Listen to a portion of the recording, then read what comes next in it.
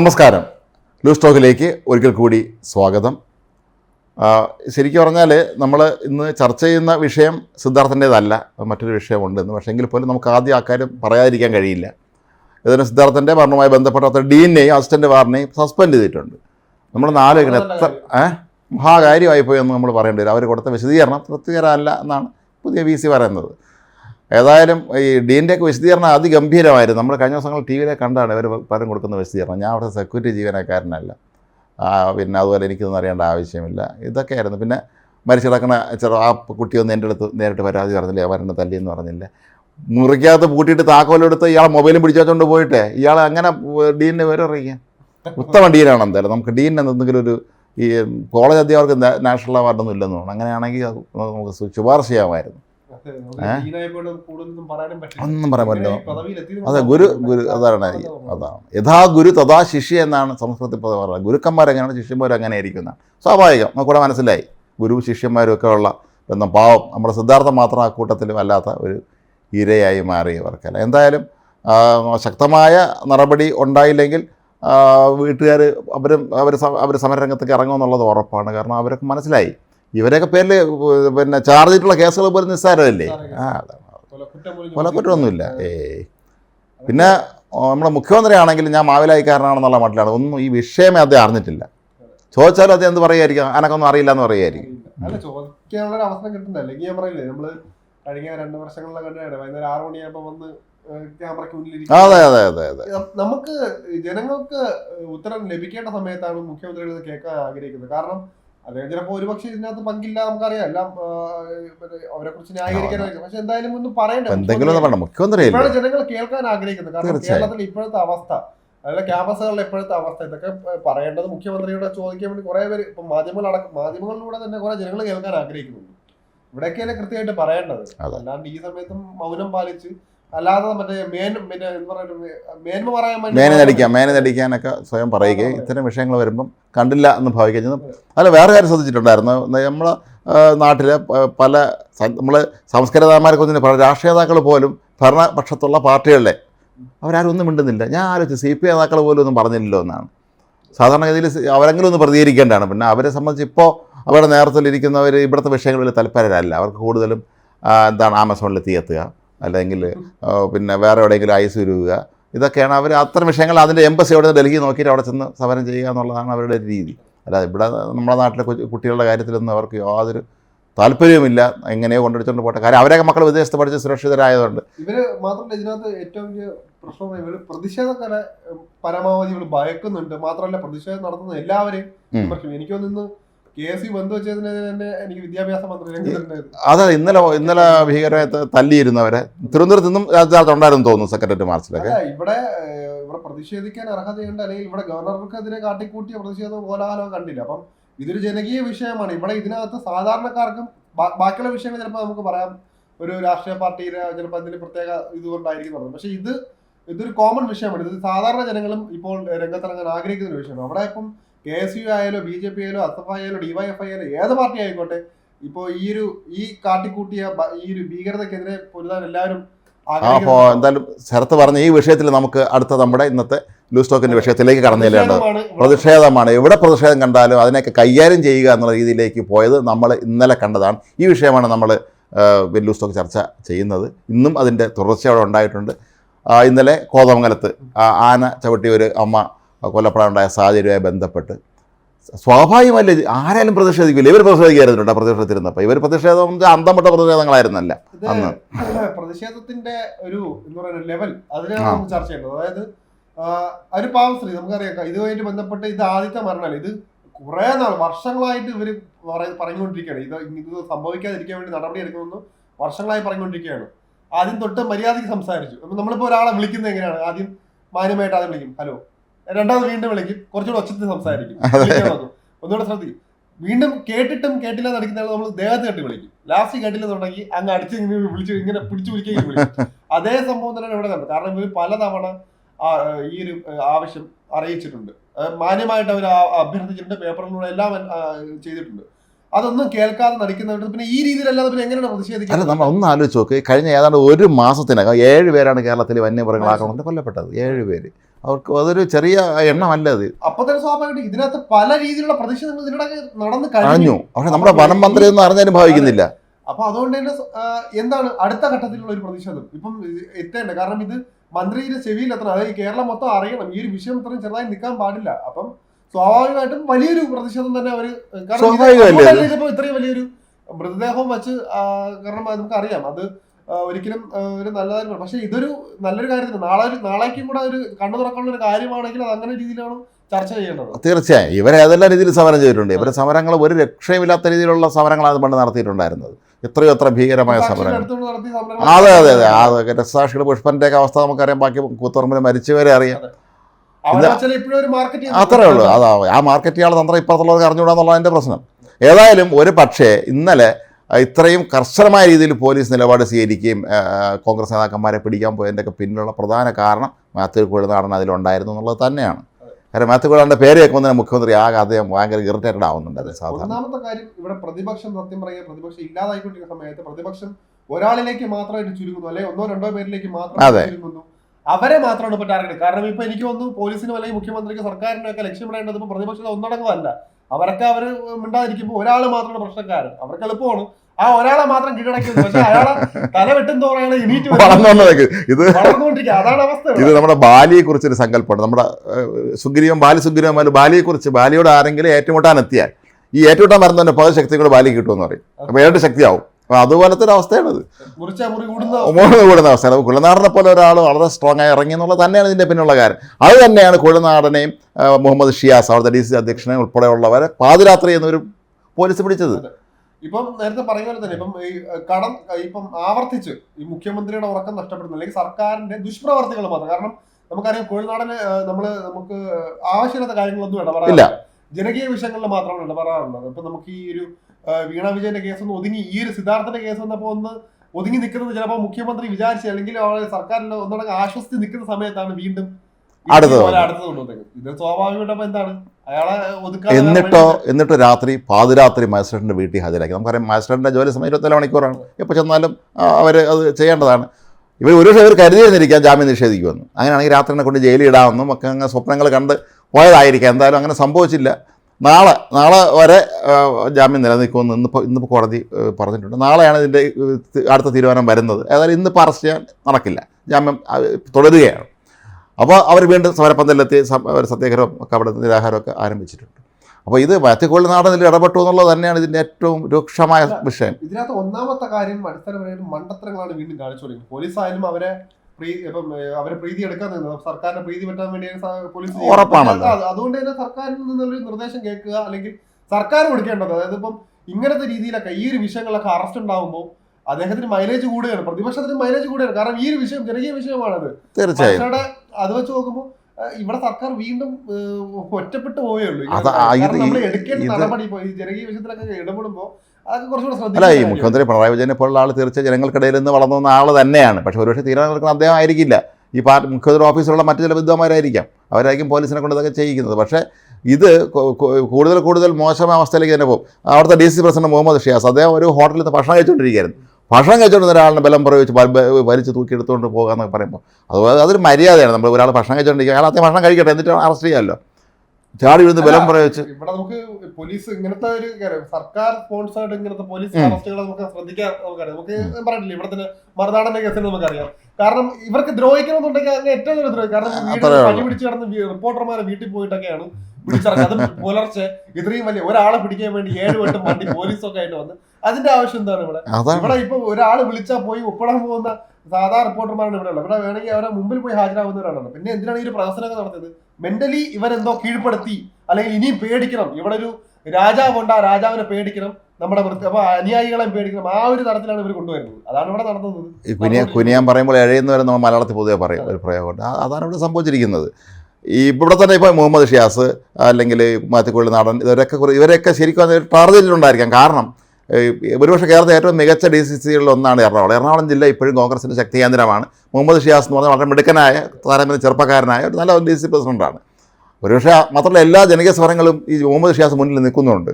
മനസ്സിലായില്ലേ? എനിക്ക് തോന്നുന്ന ഭാവിയിൽ ഒരു MLA മന്ത്രിയൊക്കെ ആവാനുള്ള എല്ലാ യോഗ്യതയുള്ള ഒരാളായിട്ട് എനിക്ക് പലപ്പോഴും തോന്നിയിട്ടുള്ളതാണ്. ലീഡർഷിപ്പ് ക്വാളിറ്റി ഉണ്ട്, പ്രായവും കുറവാണ്.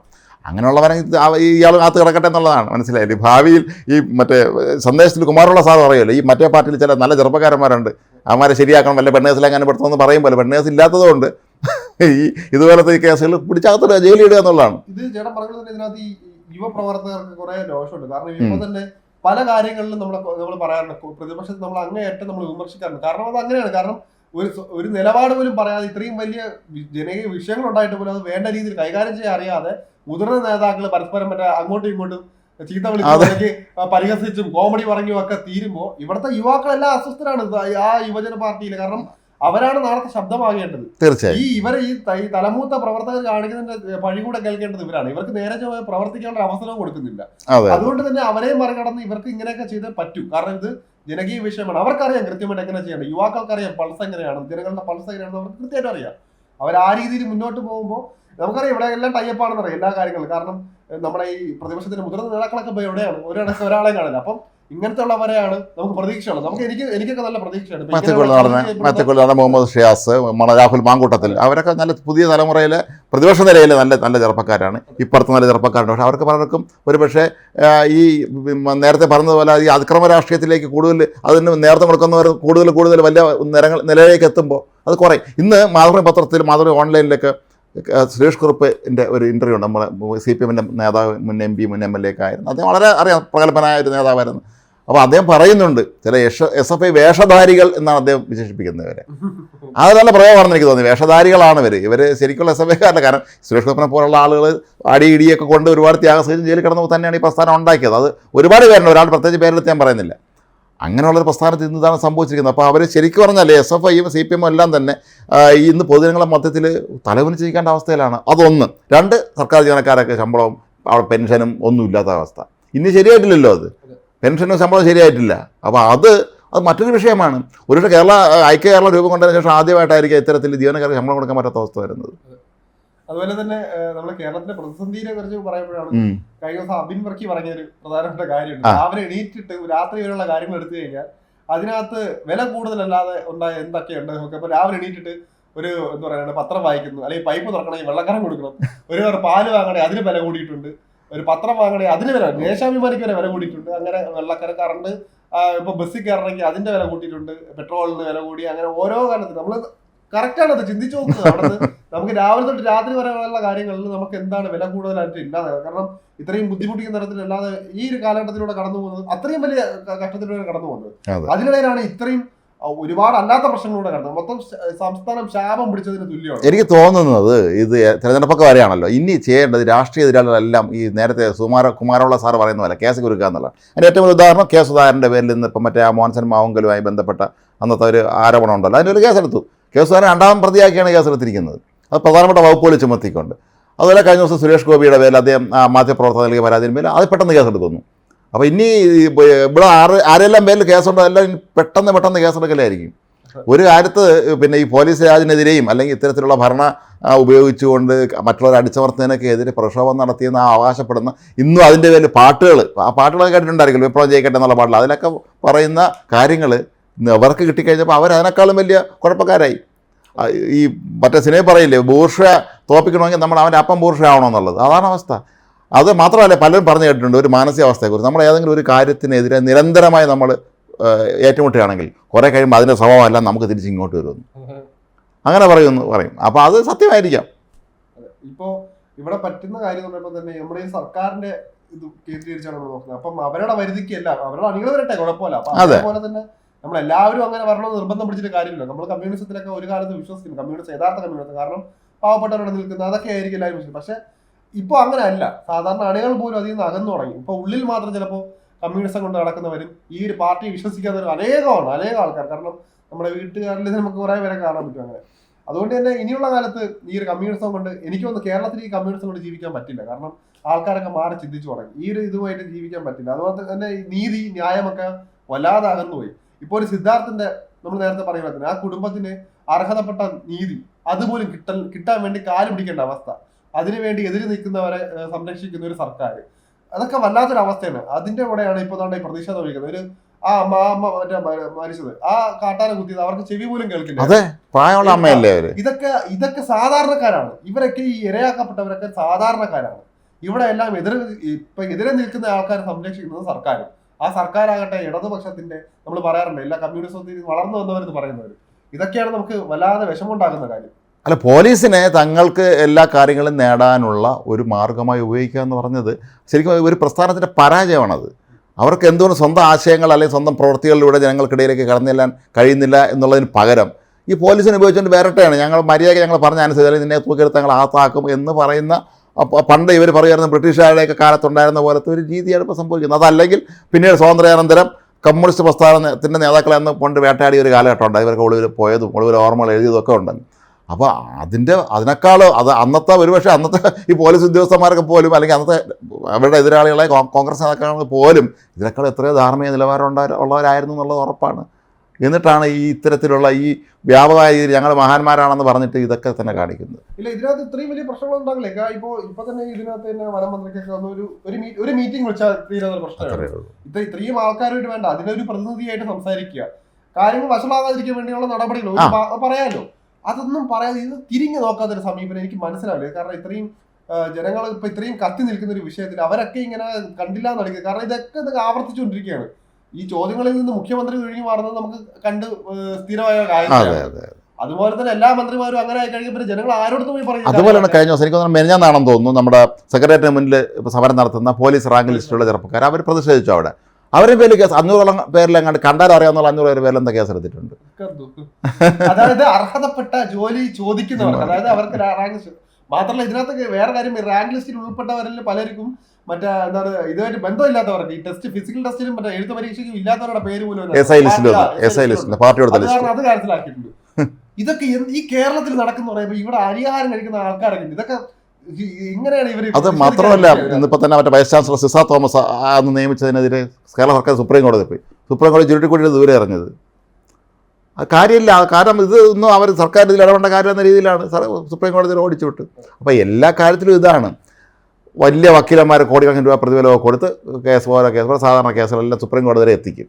കേസുകൾ അങ്ങനെയാണല്ലോ ഇവിടുത്തെ. നമുക്കറിയാം നമ്മുടെ ഈ പരിമിതികളൊക്കെ അവർ അത് നേട്ടങ്ങളാക്കാറുണ്ട്. കാരണം ഒരുപക്ഷെ ഇപ്പം കഴുത്തിൽ കുരുക്ക് മുറുകുന്നുണ്ടെങ്കിൽ പോലും അതിനെ നീട്ടി കൊണ്ടുപോകാൻ അവർക്ക് കൃത്യമായിട്ട് അറിയാം. കാരണം അത് ഈ നിയമ സംവിധാനത്തിൽ ഞാൻ നേരത്തെ പറയുന്നത് കോടികൾ മുടക്കിയാൽ മതിയല്ലോ അവർക്ക്. പക്ഷെ ആ കോടികൾ നമ്മുടെ ജനത്തിന്റെ പോക്കറ്റിൽ നിന്നാണ് ഓരോ സംഭവങ്ങളും ആലോചിക്കുന്നില്ല. അപ്പൊ അത്തരത്തിൽ നമുക്ക് എല്ലാ തരത്തിലും ഒരു തരത്തിൽ പോലും നമുക്ക് ഇതിനകത്ത് സർക്കാരിന്റെ ഒരു നിലപാടിനോട് യോജിക്കാൻ പറ്റാത്ത രീതിയിൽ പൊക്കോണ്ടിരിക്കുകയാണ്. ഈ പ്രതിഷേധമൊക്കെ ഇങ്ങനെയൊക്കെ അടിച്ചമർത്തി കഴിഞ്ഞാൽ പിന്നെ നാളെ ജനങ്ങൾ എങ്ങനെ ആൾക്കാർ ചോദിക്കും?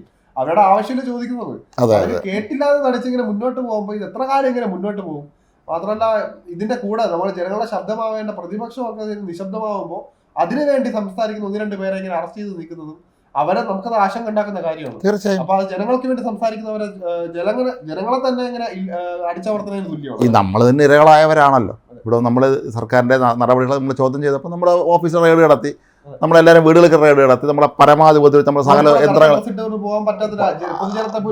അതെ എല്ലാ ഉപകരണങ്ങൾ എടുത്തുകൊണ്ട് പോയി നമ്മളെ ബുദ്ധിമുട്ടിച്ചു.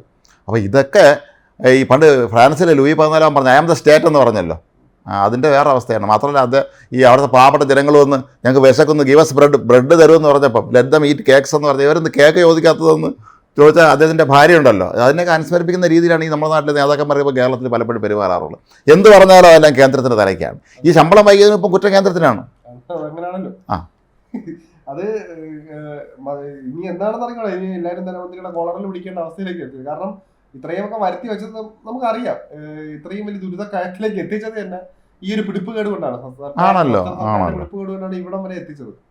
അതുകൊണ്ട് അത് നമുക്ക് അത് ചർച്ച ചെയ്ത് കഴിഞ്ഞാൽ അതിനെക്കുറിച്ച് മാത്രമായിട്ട് ഒരു സംസാരിക്കേണ്ടി വരും. അതെ. പക്ഷേ ഈ രാഷ്ട്രീയ എതിരാളികളെ ഇത്തരത്തിൽ കേസിൽ കൊടുക്കാനും അവരെ അറസ്റ്റ് ചെയ്ത് രാത്രി പാതിരാത്രി പിടിച്ചുകൊണ്ട് അവർ ജയിലിടാൻ ശ്രമിക്കുന്നത് ഇതൊക്കെ ഒരിക്കലും ഒരു ജനാധിപത്യ സംസ്കാരത്തിന് ചേർന്നതല്ല. നമ്മുടെ നാട്ടിലെ നേതാക്കന്മാരും അല്ലെങ്കിൽ സംസ്കാരം നായരും ഒക്കെ എല്ലാം വടക്ക് നോക്കിയ യന്ത്രങ്ങളാണ്. നോർത്ത് ഇന്ത്യയിൽ എന്ത് നടക്കുന്നു നോക്കിക്കൊണ്ടിരിക്കും.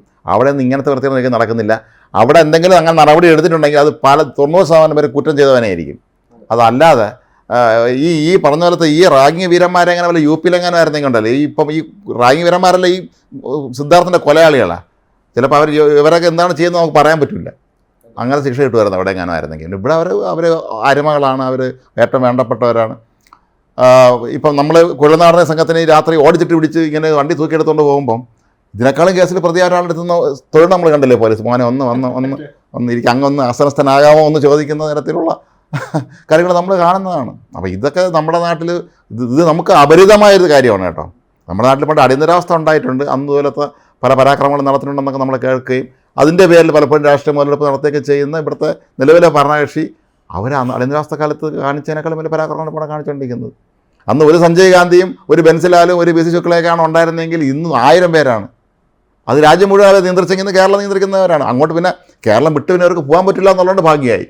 അതല്ലാതെ ഇന്ത്യ ഭരിക്കാൻ എങ്ങനെയാണ് അവസരം കിട്ടിയിരുന്നെങ്കിൽ സങ്കല്പിക്കാൻ പോലും പറ്റില്ലായിരുന്നു. ഇന്ത്യയുടെ ഷേപ്പ് മാറ്റിയാണ് അവർ. ഇവിടെ നമുക്ക് ഇവർക്ക് ഈ നേരത്തെ പറഞ്ഞ പോലെ തന്നെ ഇതിനകത്ത് ഈ സമരവുമായിട്ട് അവർക്ക് സമരം പറ്റിയില്ലെങ്കിൽ പ്രതിഷേധമായിട്ട് പറ്റുന്നില്ല എന്നുണ്ടെങ്കിൽ അവർ ഓപ്പൺ ഫോർ അല്ലെങ്കിൽ എന്തെങ്കിലും ഒരു പരിഹാരം കണ്ടെത്തുക അതിനകത്ത്. കാരണം നേരത്തെ പറഞ്ഞ പോലെ തന്നെ അതിനുള്ള വേദി ഒരുക്കുക. എന്താണ് നമ്മൾ പരാതി പരിഹാര സെൽ എന്നൊക്കെ പലയിടത്തും പറയുന്നുണ്ട്, പക്ഷെ അതൊക്കെ വെറും കോമഡിയാണ്. കൃത്യമായിട്ട് ഇപ്പം തന്നെ നമുക്ക് ഇപ്പോൾ എനിക്കൊരു വിഷയമുണ്ട്, എന്റെ ഗ്രാമത്തിനെ ബാധിക്കുന്നൊരു വിഷയം. MLA കേട്ടിട്ട് കേൾക്കുന്നില്ല. നമുക്ക് എങ്ങനെയാണ് ഒരാൾക്ക് എത്താൻ പറ്റുക? അവരാരും കേൾക്കുന്നില്ല. അപ്പൊ നമുക്ക് എന്ത് ചെയ്യാൻ പറ്റും? കാരണം നമ്മുടെ അവിടെ തന്നെ റോഡ് പൊട്ടിപ്പൊളിഞ്ഞാണ്, അതിന് കുറെ കാലമായി. അത് ഇതുവരെ ശരിയാക്കിയിട്ടില്ല. അവർ ഒരിടത്ത് പറയുമ്പോൾ MLA അടുത്ത് പറയാം, ഒരിടത്ത് പറയുമ്പോൾ MP അടുത്ത് പറയാം, നിങ്ങളുടെ കൗൺസിലർ ആരാണ്, അങ്ങനെ ഒരു 100 ചോദ്യങ്ങൾ വരുന്നത്. ഇപ്പൊ നമ്മള് പണ്ട് പറയുന്നത് ഇത് രാജഭരണത്തെക്കാളും കഷ്ടമാണ്. കാരണം ഇപ്പം അതിന് തുല്യമല്ലേ ഇപ്പൊ കാര്യങ്ങൾ. കാരണം നമ്മൾ ഒരാളുടെ ഒരു കൗൺസിലറുടെ അടുത്ത് പോകണമെങ്കിൽ പോലും, അടിസ്ഥാനപരമായിട്ട് ഒരു കൗൺസിലറിന്റെ അടുത്ത് പോകണമെങ്കിൽ പോലും തൊഴുതു കൂപ്പി നിൽക്കണം, അദ്ദേഹത്തിന്റെ അഡ്മിഷൻ എടുക്കണം, അല്ലെങ്കിൽ സമയം എടുക്കണം. ഇത്ര സമയം കിട്ടി അവർ തന്നാൽ തന്നു, എന്നിട്ട് നമ്മൾ കൃത്യമായി പറയണം. എന്നാൽ ചിലപ്പോൾ ആ പേപ്പർ വാങ്ങിച്ചിട്ട് നോക്കാം പരിഗണിക്കാന്ന് പറഞ്ഞിട്ട് ചിലപ്പോൾ വാങ്ങിക്കും, ചിലപ്പോൾ നമ്മൾ പോയി ശേഷം ചവിട്ടിവിട്ടാനായിരിക്കും അവസാനം. ഇതൊക്കെ അങ്ങനെയാണ്. കാരണം നമ്മളിവിടെ എന്താണ്, ഇവിടെ ജനങ്ങളാണ് രാജാവെന്നൊരു ബോധ്യം ഇവിടെയുള്ള മന്ത്രിമാർക്ക് എല്ലാവർക്കും വേണം. അതാണ് വേണ്ടത്. ഇവിടെ ഭരണാധികാരികൾക്ക് ആദ്യം വേണ്ടത് അതാണ്. അവരെ സേവിച്ചാൽ മാത്രമേ അവർക്ക് നിലനിൽപ്പുള്ളൂ. നമ്മുടെ അടുത്ത് വോട്ട് ചോദിക്കാൻ വരുമ്പോൾ മാത്രമേ അഭിനയമുള്ളൂ. വോട്ട് ചോദിച്ചാൽ ജയിച്ചു കഴിഞ്ഞാൽ പിന്നെ ഇല്ല. പിന്നെ നമ്മൾ അടിമ, നമ്മൾ തിരിച്ച് അവരങ്ങോട്ട് വരണം. മറ്റേ അവരിങ്ങോട്ട് വന്ന് എനിക്ക് വോട്ട് തരുമെന്ന് പറയും. ഇത് നമ്മൾ തിരിച്ച് പൊന്നെ സാറേ എന്ന് പറഞ്ഞാൽ നമ്മൾ എനിക്ക് ഇങ്ങനെ സഹായം ചെയ്ത് തരണേ നമ്മൾ തൊഴുതിക്കേണ്ട അവസ്ഥയിലാണ്. അത് പലപ്പോഴും ഞാൻ കണ്ടിട്ടുള്ളത്. ഇതിലേറ്റവും ഈ എന്താണ്, ഇവർ പണ്ട് ഭൂഷകളെന്നൊക്കെ വിളിച്ചത് കോൺഗ്രസിൻ്റെ നേതാക്കന്മാർ മന്ത്രിമാരെക്കാളൊക്കെ വളരെ മോശമായ രീതിയിലാണ് ഇത് ഇടതുപക്ഷക്കാരായ പലപ്പോഴും രാജാവിനെ പോലെ പെരുമാറുന്നത്. അവർ പ്രത്യേക രീതിയിൽ ഞാൻ എന്തോ രാജാ എഴുന്നള്ളുന്നുള്ള രീതിയിൽ വരികയും എല്ലാവരും, ഞാൻ പലപ്പോഴും പറഞ്ഞിട്ടുള്ളത് ന്യൂസ് സ്റ്റോക്കിൽ, പലപ്പോഴും നമ്മൾ സെക്രട്ടറിയിൽ ഇത്തരം കാര്യങ്ങൾ പോകുമ്പോൾ അവിടുത്തെ പ്രസ് സ്റ്റാഫൊക്കെ അവർക്ക് വളരെ പഞ്ചപുച്ചോടൊക്കെ നിൽക്കുന്നതാണ് എല്ലാവരും. പാർട്ടി നേതാക്കളല്ലാത്തവർ, പാർട്ടി നേതാക്കളായ പ്രസ് സ്റ്റാഫും ഒക്കെ അവർക്കൊന്നും പേടിക്കേണ്ടതില്ല. അല്ലാത്തവരൊക്കെ വളരെ രാജഭക്തിയിൽ നിൽക്കും പോലെ നമുക്ക് തോന്നും. ഏതായാലും ഇത് ഒരു നല്ല നടപടിയല്ല. ഇതൊന്നും പ്രതിഷേധങ്ങൾ ഈ രീതിയിൽ നേരിടുക എന്നുള്ളത് ശരിയായ നടപടിയല്ല. ഇപ്പൊ ഇങ്ങനെ വേണമെങ്കിൽ നമുക്ക് എന്താണ് പ്രതിഷേധം പറ്റില്ല നേരത്തെ പറയുന്നത്, എന്താണ് അതിനു വേണ്ടി പറയാം, നമ്മൾ എന്താണ് ചെയ്യേണ്ടത്? അല്ലെങ്കിൽ അവർക്ക് ഇപ്പം ആ ഒരു സമരം, അതിന്റെ സമരത്തിന്റെ സ്വഭാവം മനസ്സിലാക്കിയെങ്കിലും ആയിരുന്നു പോലീസ് അല്ലെങ്കിൽ അതിന്റെ ഭരണകർത്താക്കളൊക്കെ തന്നെ നടപടി എടുക്കേണ്ടത്. അല്ലാതെ ഇങ്ങനെ എന്താണ് പ്രതികാര നടപടി കൊണ്ടുപോയി കഴിഞ്ഞാൽ നമുക്ക് ഒരിക്കലും അത് അംഗീകരിക്കാൻ പറ്റില്ല. അതിനൊരു പരിഹാരം കാണുക. മാത്രമല്ല ഈ അങ്ങാടി തോറ്റതിന് കുഴനാടൻ അവിടെ നമുക്ക് ചോദിക്കാൻ പറ്റുള്ളൂ. മൊത്തത്തിൽ എല്ലാ രംഗത്തും പൊളിഞ്ഞ് പാളിസായ ഒരു അവസ്ഥയിൽ ഇനി ഇതൊക്കെ ചൂണ്ടിക്കാട്ടാൻ അല്ലെങ്കിൽ ഇത് പുറത്ത് കാട്ടാനോ വരുന്ന ആളുകളെ കൈകാര്യം ചെയ്യുക എന്നുള്ളതാണ്, അവരെ പിടിച്ച് ജയിലിടുക എന്നുള്ളതാണ്. കുഴനാടൻ വഴി മറ്റുള്ളവർക്ക് മുന്നറിയിപ്പാണ് അത്. നിങ്ങൾക്ക് ഇതായിരിക്കും നാളെ. അതെ അതെ അതെ. ശബ്ദമടക്കി മിണ്ടാതിരിക്കുക, അതാണ് വേണ്ടതെന്നാണ് നമ്മുടെ ഭരണാധികാരികളും പോലീസും എല്ലാം പറഞ്ഞത്. അപ്പൊ അത് കേട്ട് നമുക്ക് മിണ്ടാതിരിക്കാം. അതെ അതെ അതെ അതെ. കവികൾ ഇഷ്ടം പോലെ ഉണ്ട്, കവിത എഴുതാനും ഇഷ്ടം പോലെ ഉണ്ട്, വാഴ്ത്തി കവിത എഴുതാനൊക്കെ ഒരുപാട് കവികളുണ്ട്. അവർക്ക് വേണമെങ്കിൽ അതൊക്കെ വാഴ്ത്തി പാടാം. നമസ്കാരം.